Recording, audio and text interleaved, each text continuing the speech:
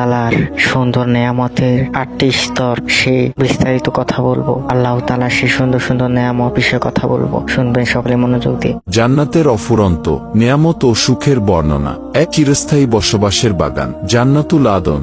আল্লাহ জান্নাতবাসীদের এমন এক বাগানের ওয়াদা দিয়েছেন যার তলদেশ দিয়ে অবিরাম ঝরনাধারা প্রবাহিত হবে। সেখানে কোনো মৃত্যু নেই, কোনো রোগ নেই, কেবলই চিরস্থায়ী সুখ। 2 চোখ জুড়ানো রাজকীয় অট্টালিকা। কুরআনে বলা হয়েছে জান্নাতে মুমিনদের জন্য থাকবে সোনা এবং রূপার তৈরি প্রাসাদ, যার ইটগুলো হবে মণিমুক্তা ও ইয়াকুত পাথরের তৈরি। সেখানে বিছানো থাকবে অতি উন্নতমানের রেশমি গালিচা। 3 জান্নাতের বিশেষ 4 প্রকার পানীয়। জান্নাতে 4টি নহর বা নদী থাকবে যা কখনো নষ্ট হবে না। স্বচ্ছ পানির নহর, মিষ্টি দুধের নহর যার স্বাদ বদলাবে না। সুস্বাদু শরবতের নহর যা দুনিয়ার মদের মতো নেশা তৈরি করবে না। খাঁটি মধুর নহর। 4 সুস্বাদু ফলমূল ও খাদ্য। জান্নাতে মানুষ যা চাবে তাই চোখের সামনে হাজির হবে। বিশেষ করে আঙুর, ডালিম এবং খেজুরের কথা কুরআনে বারবার এসেছে। জান্নাতের গাছের ডালগুলো নিচু হয়ে থাকবে যাতে মানুষ শুয়ে বসেই ফল ছিঁড়তে পারে। 5 জান্নাতের পোশাক ও অলংকার। জান্নাতবাসীদের পরানো হবে অতি সূক্ষ্ম সবুজ রেশমি কাপড়, সন্দুস এবং ভারী কারুকাজ করা রেশমি বস্ত্র।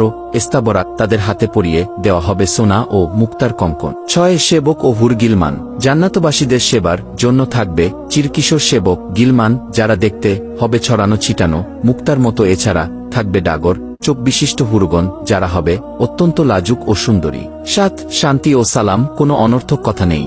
জান্নাতে কোনো ঝগড়া, গালিগালাজ বা আজেবাজে কথা শোনা যাবে না। সেখানে মানুষ একে অপরকে সালাম জানাবে এবং ফেরেশতারাও তাদের স্বাগত জানিয়ে সালাম দিবে।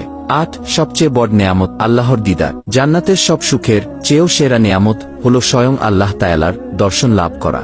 আল্লাহ যখন জান্নাতবাসীদের সামনে থেকে পর্দা সরিয়ে দিবেন তখন তার নূরের উজ্জ্বলতা দেখে জান্নাতবাসীরা সব সুখের কথা ভুলে আল্লাহর প্রেমে মগ্ন হয়ে যাবে। সুবহানাল্লাহ। আল্লাহ তাআলার এই সুন্দর নেয়ামতের কথা শুনে আপনাদের মন ভরে গেছে, হৃদয় ভরে গেছে। জান্নাতের প্রত্যেকটা নেয়ামতের কথা শুনে ইনশাআল্লাহ এই ভিডিওটা শেয়ার করতে ভুলবেন না, জানি আরেকটা মুসলিম ভাই জানতে পারে, শিখতে পারে। আর সকলেই 5 ওয়াক্ত নামাজ পড়বেন। ভালো থাকবেন, সুস্থ থাকবেন। আসসালামু আলাইকুম।